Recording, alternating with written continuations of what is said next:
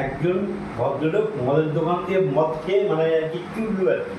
বাংলার চুল্লু বলে, সেই রাস্তা দিয়ে সাইকেল নিয়ে আসছে। সাইকেল নিয়ে আসাটা দেখবেন একবার কি, সাইকেল নিয়ে আসছে,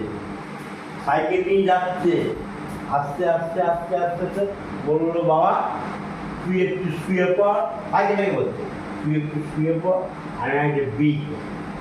তা বিড়িটার পকেট থেকে অনেক খুঁজে খুঁজে, হ্যাঁ এইখানে না না না, এই বিড়িটা বার করেছে, বিড়িটা বার করে মুখে ধরেছে, ধরে নিয়ে অনেকক্ষণ ধরে খুঁজছে, খুঁজছে বাবা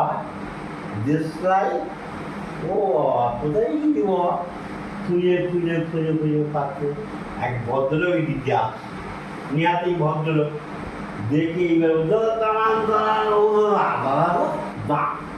আমি একটা